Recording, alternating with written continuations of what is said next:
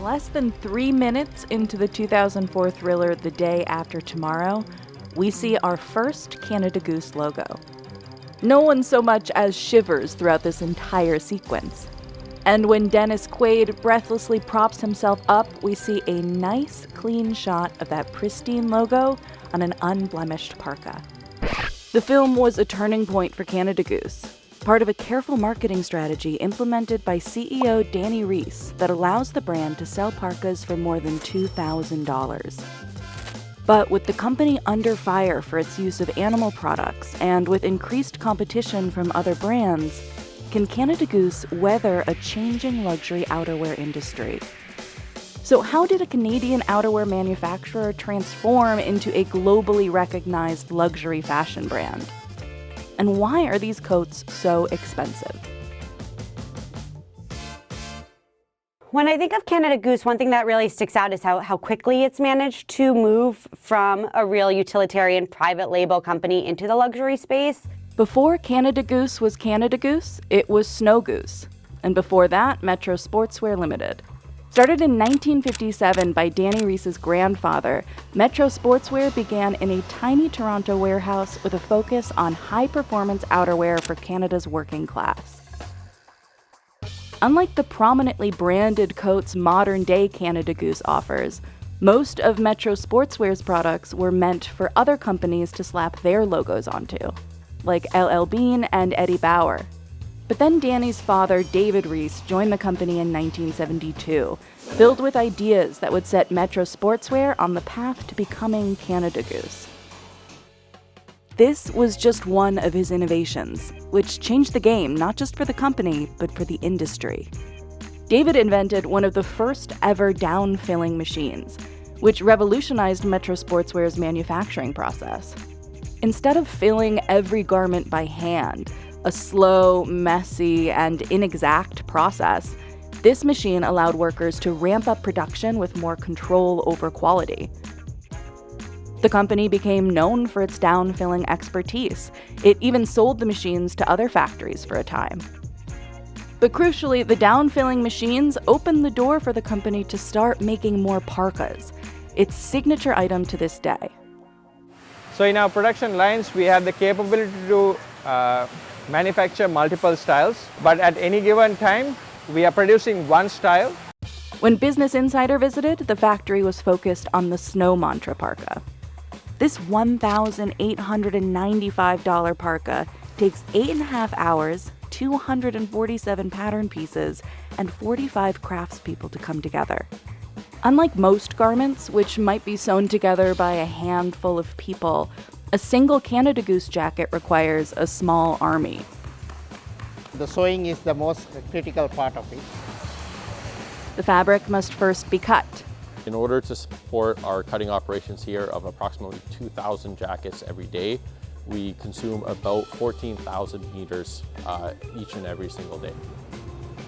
The down, stuffed, and fluffed. And don't forget the iconic logo. Each production line can pump out up to 300 jackets a day. But Canada Goose declined to tell BI how many finished jackets are stored in the warehouse at any given time. I don't know. That's kind of sensitive, sorry. Each jacket goes through rigorous testing to make sure it will perform as advertised. Tests for strength, color transfer, and resistance check for flaws. This machine rubs up to 40,000 circles on a piece of sample fabric. And after the test is finished, we check the appearance of the fabric to see if there's any pilling or any noticeable change to the look of the fabric. To capitalize on the company's reputation for quality, in the late 1970s, David started selling Metro Sportswear's parkas under an in-house brand, Snow Goose. You don't probably know the name of any private label company. I don't. All of the luxury brands that we think of rely on branding. It sounds obvious, but they have a logo. You think of Louis Vuitton's LV, you think of Gucci's Horsebit. Snow Goose really took Canada Goose from something that only people in the clothing industry and the garment industry, the manufacturing industry would have heard about into something that everyday people on the street would recognize and hear about. They didn't cost $1,000 yet, But the private label gave the company a stepping stone to the Canada Goose prices we see today. But how do you convince folks to buy your new brand name label? Prove you can keep people warm. In the 80s, Metro Sportswear did. It developed the Expedition Parka for the United States Antarctic program. This was the company's warmest parka yet, with a windproof outer shell and resistance to temperatures down to minus 30 degrees Celsius. And a logo that looks incredibly similar to the Canada Goose logo we see today. Scientists nicknamed the coat Big Red, and it became standard issue for the Antarctic program. You'll still see bright red scientists and staff scuttling through the snow at McMurdo Base and South Pole Station today. Canada Goose sells a civilian version of the Expedition Parka. For $1,950, you can be as warm as an Arctic researcher. Until the early 90s, Metro Sportswear mainly served the Canadian market. But the early success of the Snow Goose brand helped the company take its first steps into Europe. Enter current CEO Dani Reiss. He discovered that Snow Goose was already trademarked in the region. So in 2000, Snow Goose became Canada Goose. One really important question, is Canada Goose prepared to provide people with parkas if we hit an apocalyptic ice age? Absolutely. That's a question I don't get every day. Before Dani took over as CEO in 2001, he was already pushing the company into the future. I was our company's first customer service representative answering phones. I set up our first email. I cannot operate a sewing machine. But other than that, I've done pretty much every role, from packing jackets to sweeping floors, taking out garbage as a kid, to answering the phones and typing letters. When Dani asked his father to step aside so he could run the company, revenue sat at just $2 million. Dani told Forbes that at the time, Canada Goose had a cult following in the coldest places on Earth. But that cult following made for a small market. He wanted to cast a wider net. But first, he needed to convince regular people they needed high-performance outerwear. So he made it a luxury. Probably the most recognizable symbol of that shift is the logo. The first Canada Goose logo was a nod to the Snow Goose logo, featuring a goose with its wings outspread. But in the early 2000s came the emblem we know today. The patch is supposed to make wearers feel like they belong to a club. Instead of solely catering to a niche market of folks who need these parkas, he shifted the company's focus to high-income urbanites in cold climates who might want these parkas. So going up market for Canada Goose meant going from something that people bought because they needed it to people buying it because they want to buy it. It means raising prices, marketing to a more luxury clientele, selling in more luxury stores. The price of luxury came to about $1,000. The issue was Canadian city dwellers didn't seem to be interested. Every Toronto store owner Dani pitched the company's new catalog to turned him down. So he tried his luck abroad. Dani managed to persuade a handful of high-end retailers in Europe to purchase some parkas. And funnily enough, once Canadian retailers noticed the coats catching on abroad, they started placing orders, leading Canada Goose to re-import its product. By 2008, the company's sales revenue had grown to $16.4 million. And this growth came with next to no traditional marketing budget. Instead of purchasing prime-time commercials or two-page spreads, Dani handed out parkas to people who would be seen working out in the cold. Hockey players, bouncers, valets, even ticket scalpers were gifted jackets in the hopes that they become analog influencers. While this effort helped the brand build an aura of authenticity, it didn't quite capture the attention of the luxury consumers Dani was trying to reach. Things really picked up when Canada Goose entered Hollywood, with its appearance in 2004's The Day After Tomorrow. Canada Goose did not pay for this inclusion, according to its former head of marketing, but it did provide parkas to the entire cast and crew. Months later, moviegoers saw the logo once again in National Treasure. In 2012, Dani dove deeper into the entertainment world by sponsoring film festivals like Sundance and the Toronto International Film Festival. He gave out hundreds of coats to attendees, filmmakers and actors, people in the industry who would be seen. It didn't take long for the Canada Goose logo to pop up in paparazzi photos of celebrities like Emma Stone, Hugh Jackman, and Common. By the time Canada Goose filed for an IPO in 2017, it was reporting a revenue of $291 million. Canada Goose really embraced gifting before the influencer era where gifting has become really popular. It's a lot more authentic to see someone wearing something because they're choosing to wear it versus being paid to. One thing that's important to remember is that gifting is a form of marketing. It is a marketing budget. It's expensive to send hundreds, thousands, whatever it is, dozens of these coats to people, but it's one that consumers believe, probably rightfully so, is a little more authentic. At this point, Canada Goose products have appeared in over 300 film and TV productions around the world.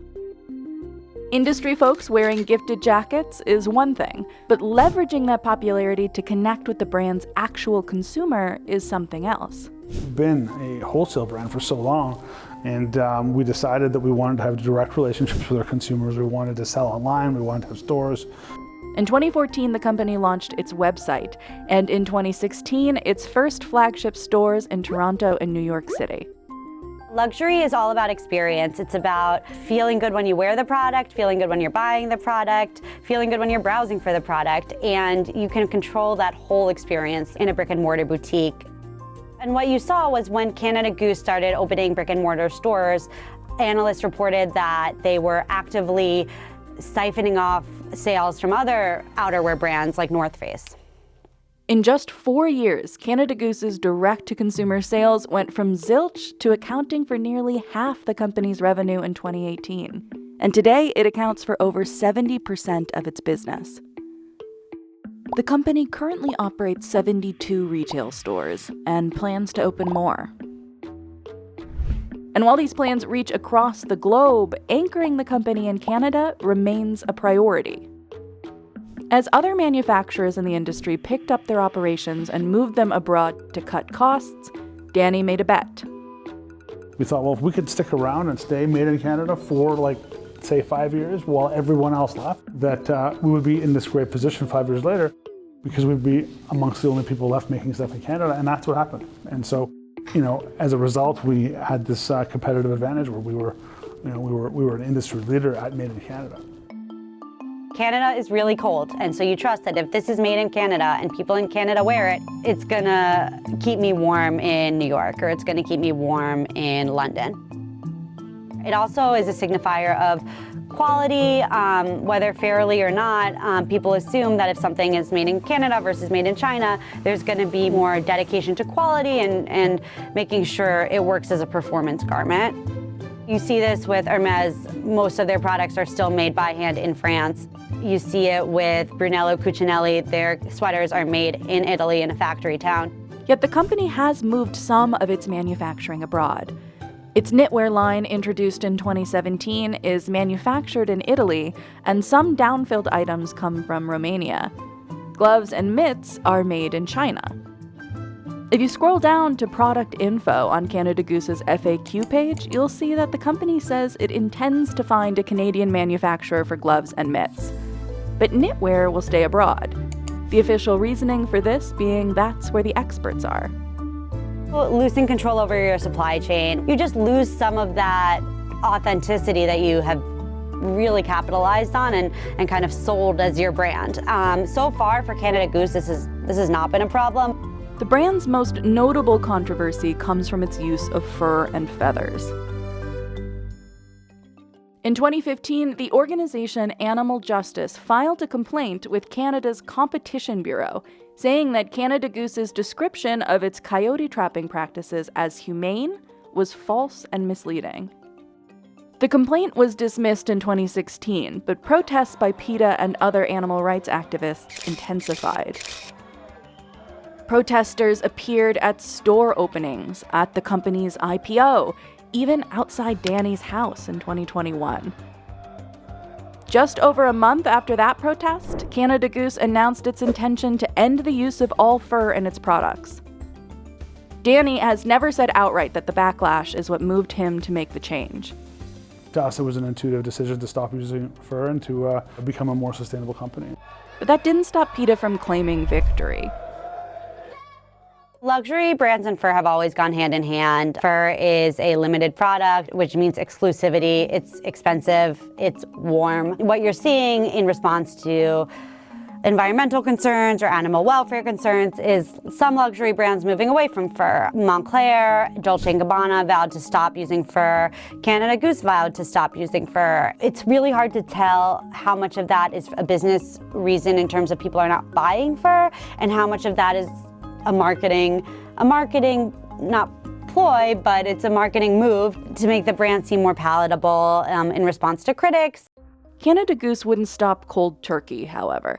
It laid out a multi-year plan for ditching fur, starting with ceasing the purchase of fur by the end of 2021 and the manufacturing by no later than the end of 2022. The functionality of fur worked in such a way as it protected a person's face in the extreme cold weather or in windstorms and things like that. There's no specific material that replaces it. We very much focused on the construction of our hoods and all the surrounding elements to make sure that they were equally as functional as they were before when they did have fur. Fur hasn't been Canada Goose's only animal rights controversy. Activists have also taken issue with the company's use of down. In 2017, PETA released a video that supposedly depicted mistreatment of geese at Canada Goose's down supplier. A PETA spokesperson told BI that afterward, Canada Goose agreed to diversify its products away from down. PETA has since removed mention of Canada Goose from the video, but there's little indication these controversies have hurt Canada Goose's sales. While profit has fluctuated for Canada Goose over the years, annual revenue has grown pretty consistently. It's been inching closer and closer to $1 billion since 2022. The shift to direct-to-consumer has caused a dip in wholesale revenue that has analysts cautious about Canada Goose's future. In response to the strategy change, wholesale revenue fell 41% this year. Direct-to-consumer has a lot of long-term growth potential, but moving away from wholesale so quickly has already caused some issues. Can I just check what it is today? Let's see. Canada Goose stock. Not good, okay. Over the last 5 years, the company's stock value has plummeted about 70%. In October 2024, Wells Fargo downgraded the stock from equal weight to underweight. And basically that means that it's no longer going to perform, or they don't expect it to perform similarly to its luxury peers. They expect it to perform not as well. The brokerage cited diminished brand heat as the main reason for the downgrade. Mentions of Canada Goose on social media fell 24% in the third quarter of 2024. At the same time, there was 11% growth in mentions of other outerwear brands. A lot of luxury stocks have struggled this year, and it's a reflection of the macro environment. It's also a reflection of Canada Goose maybe losing a little of that brand heat. In May 2024, Canada Goose updated its long-term goals. It outlined 3 main areas of focus: strengthening the DTC experience in person and online, expanding product lines, and simplifying internal operations. The creation of new categories moves Canada Goose's focus away from its core line of down-filled products, including parkas with $1,000-plus price tags. Shoes, home goods, and rain and warm weather clothing entice customers to buy more from Canada Goose year-round. For a company like Canada Goose, which is built off one really high-quality product that's meant to last your lifetime, it's really hard to create repeat customers, and it's a balancing act because you want them to come back, but you don't want to move too far away from your niche because then you lose that core hero product. In May 2024, the company appointed the fashion designer Haider Ackermann as its very first creative director. His first collection is true to form for Canada Goose, combining the old and the new in a 60-plus piece array based on the original Snow Goose line. It includes parkas, but also items from newer product categories like apparel and accessories. You want to be really careful when you're expanding your product range or broadening your market because, again, it's a lot harder to go up market than it is to go down. Dani told Vogue Business that bringing Ackerman on was part of a strategy of infusing a new energy into the brand, but in a way that stays true to our heritage. It's classic Canada Goose, mixing its established authenticity with innovation. One thing that would be really smart for Canada Goose to do is move into different styles of winter jackets. So the key is to maybe make a new winter jacket style that people want. They don't necessarily need it. Their old Canada Goose will keep them warm, but it's a new look. It's hot. It's what everyone's wearing. Overall, analysts seem to be cautiously optimistic about the future of Canada Goose. But as the company navigates its strategic shift, only time will tell if it can soar to new heights or if it's just winging it.